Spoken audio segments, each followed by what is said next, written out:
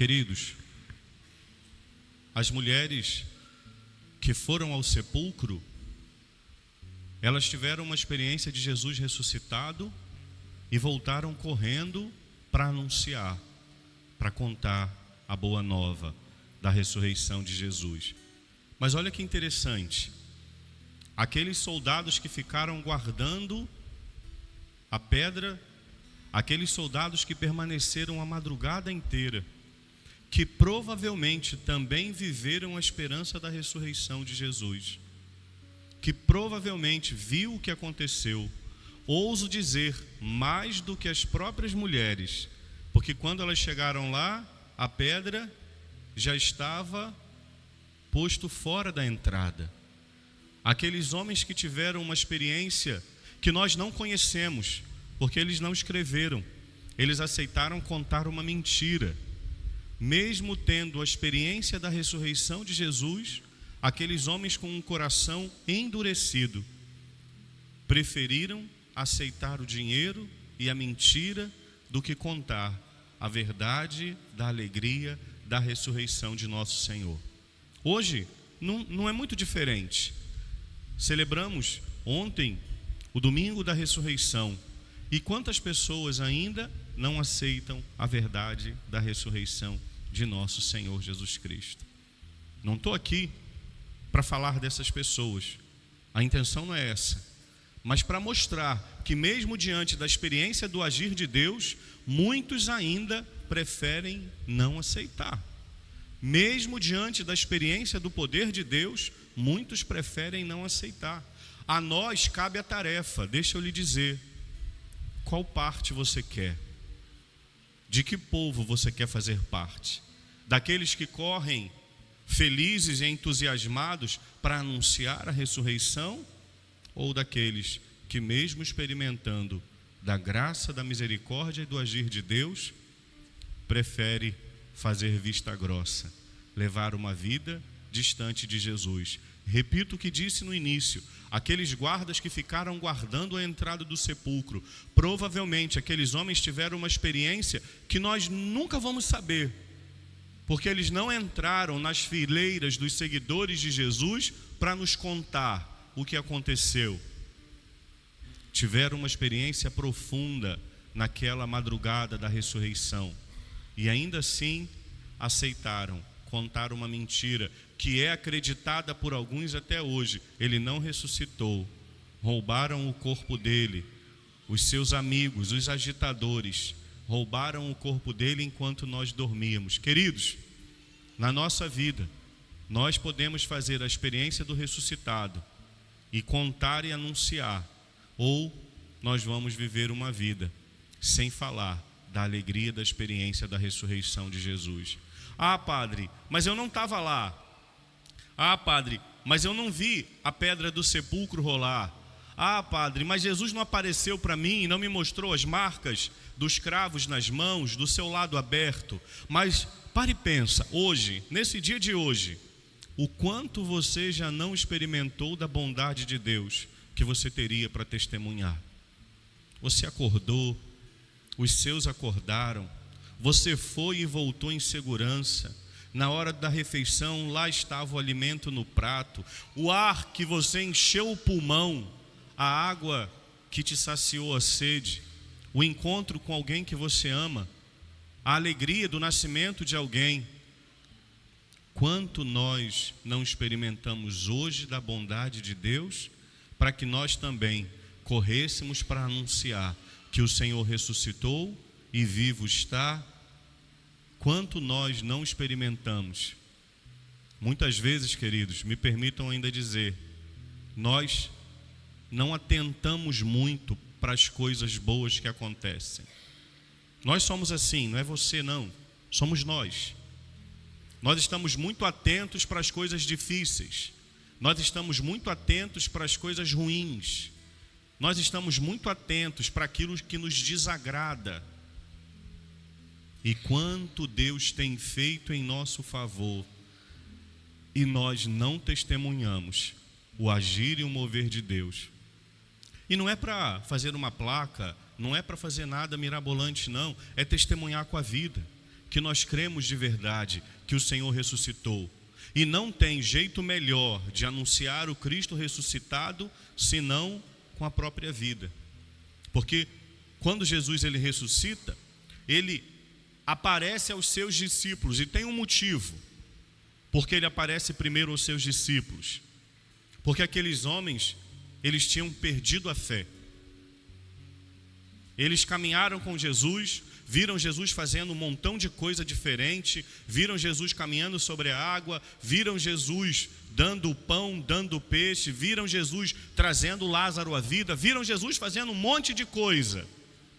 Mas a última visão que eles tiveram de Jesus foi o Senhor encravado no alto daquela cruz.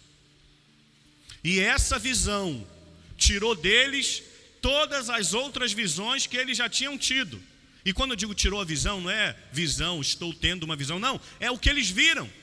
Eles viram Jesus multiplicar o pão, eles viram Jesus multiplicar o peixe, eles viram Jesus caminhar sobre a água, eles viram Jesus acalmar a tempestade, eles viram Jesus dar a vista a Bartimeu, eles viram Jesus chamar Lázaro para fora do túmulo, eles viram Jesus trazer de volta à vida a filha de Jairo, eles viram nosso Senhor expulsando demônios, eles viram nosso Senhor colocando o paralítico para andar. Olha o tanto de coisa que eles viram. E mais um monte que João diz que se fosse colocado por escrito tudo que Jesus fez, nenhum livro no mundo daria. Está lá no finzinho do Evangelho de João, no último capítulo. João diz isso.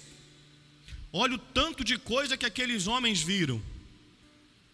E a última visão foi o que fez com que aqueles homens desistissem de Jesus, perderam a fé. Por isso que quando o Senhor ressuscita, ele começa a aparecer para os seus, para que eles pudessem ressuscitar também, para que a experiência do ressuscitado pudesse fazer com que eles ressuscitassem. Eu tenho certeza que você já viu muita coisa de Deus, eu tenho certeza que você já viu o agir de Deus, mas talvez o que esteja tomando a tua visão, talvez o que esteja gravado no teu coração, seja algo difícil ou ruim que você viu ou que você passou. E isso está te fazendo perder a fé. E isso está te fazendo perder a esperança. Então eu estou aqui para te anunciar algo que você já sabe, mas que nós devemos anunciar. Jesus Cristo ressuscitou e vivo está, e por isso Ele quer nos encher de alegria. Essa alegria que Ele disse para as santas mulheres: alegrai-vos. Ele não disse alegrai-vos porque agora a vida vai ficar tranquila. Ele não falou isso. Ele não disse alegrai-vos porque ninguém mais não vai ter problema. Ele também não falou isso. Ele não disse alegrai-vos porque agora ninguém mais vai ficar doente. Ele não falou isso. Ele falou alegrai-vos porque Ele é a alegria. Ele era a alegria daquelas santas mulheres. Ele era a alegria daqueles santos. Ele era a alegria. Às vezes nós achamos que nós só somos alegres quando a vida vai boa. Às vezes nós achamos que nós só somos alegres quando ninguém fica doente. Às vezes a gente acha que a gente só vive de fato uma alegria quando ninguém fala mal de nós, ou quando o bolso está cheio de dinheiro. Ele é a nossa alegria. Depois da ressurreição, Ele se encontra com os seus, ressuscita aqueles homens, e aqueles homens vão pelo mundo. Por isso hoje você está sentado nesse banco, 2024 anos depois, por causa daquele encontro, por causa daquela madrugada, por causa daquela manhã, daquele domingo. Por isso hoje você está aqui. Por isso hoje eu estou aqui. Por causa da... Olha como quando alguém se encontra com Jesus, olha o tamanho do reflexo desse encontro. Talvez você tenha vindo aqui rezar por alguém que morreu, e você entrou nessa igreja enlutada, com o coração apertado, exprimido assim. E eu estou aqui para te dizer, o Senhor venceu a morte, e o Senhor ressuscitou, e essa é a nossa certeza, essa é a nossa alegria. Passar pela morte de quem nós amamos nunca é fácil, nunca é bom, mas o que precisa permanecer no nosso coração é a certeza da ressurreição. E o Senhor ressuscitou, e por isso Ele nos dá a possibilidade de nos encontrarmos todos com Ele no céu. Essa é a nossa esperança. Querido, ontem, na segunda leitura, São Paulo dizia assim: ó, meus irmãos, se ressuscitastes com Cristo, esforçai-vos por alcançar as coisas do alto. A gente vive aqui, ó, com o pé no chão, mas com os olhos para o céu, porque lá é a nossa casa, a nossa morada eterna. Mas eu só chego lá, escuta o que o padre vai dizer, se eu me encontrar com Ele aqui. Porque se eu não me encontro com Ele aqui, eu não chego lá. Ninguém vai para o céu porque quer.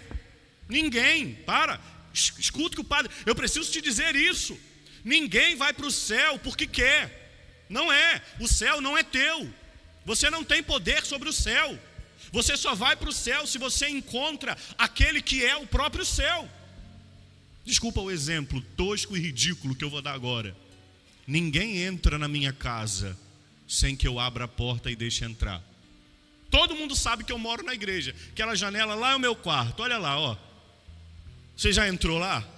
Não, eu nunca te deixei entrar. E se bater na porta, eu não abro, porque eu olho primeiro na câmera. Tem uma câmera em frente à porta da minha casa. Ah, vou abrir. Não conheço, não vou abrir. Você só entra na minha casa se eu deixar. Ah, padre, mas o senhor está falando do céu. Verdade. Mas da mesma forma que eu estou falando da minha casa, eu só entro no céu se eu me encontro com o dono dele. E esse encontro, e eu termino, não é porque, eu me encontrei com Jesus. Não. Esse encontro dura uma vida toda. Não é, eu sou de Jesus, mas vive como se não fosse. Eu sou de Jesus, mas não tem intimidade com Ele. Vou voltar a falar da minha casa. Só entra na minha casa quem tem intimidade. É assim na sua casa. Algum estranho entra na sua casa, do nada chega lá, vim aqui sentar no seu sofá. Você vai dizer, vá de retro, Satanás, porque eu não te conheço. É verdade? Principalmente no Rio de Janeiro, onde vivemos. Imagina, bater um estranho e falar, vim aqui entrar na sua casa. Diferente.